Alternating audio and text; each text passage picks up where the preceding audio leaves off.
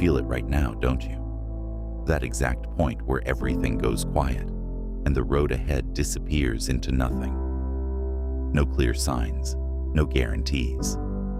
Just the heavy knowledge that continuing means walking straight into more of the same invisible struggle. This is where most men stop. They don't stop when it's new and exciting. They don't stop when people are still watching. They stop in the gray, when the dream has gone cold and every step forward feels like carrying weight that was never meant for one man alone. But you're still here, listening, breathing through it. That already separates you. Persistence isn't loud. It isn't cheered. It's the brutal decision to keep your word to yourself when the entire world has moved on and forgotten what you were trying to build. It's staying disciplined when comfort calls louder than any future reward.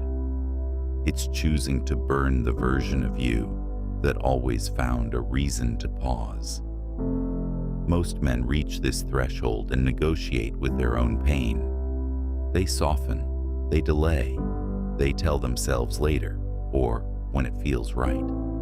They trade their becoming for temporary relief, then wonder years later why they never became the man they once swore they would be. You already know the cost of that trade. You've paid it before.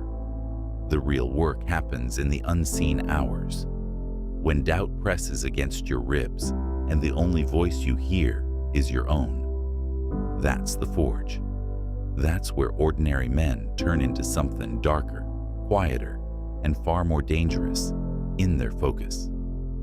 Not because the pain stops, but because they stop letting it decide for them. Look at what you're carrying right now.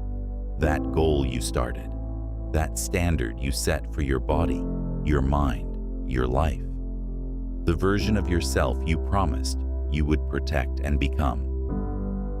How many times have you stood at this exact edge, feeling the pull to step back into what's familiar?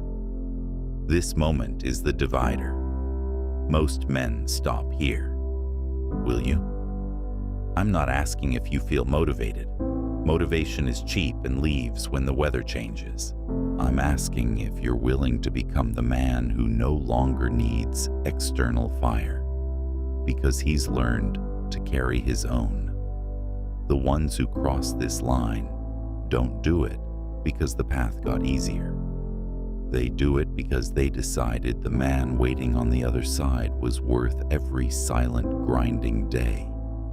They stopped romanticizing the grind and started respecting it as the only real path to power.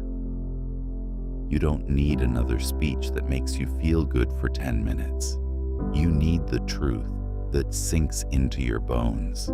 The discomfort you're feeling is the exact material your future self is built from. Every time you choose to keep going when nothing rewards you, you add another layer of steel no one can see, but everyone will eventually feel. There's a darker, steadier, more lethal version of you being forged right now.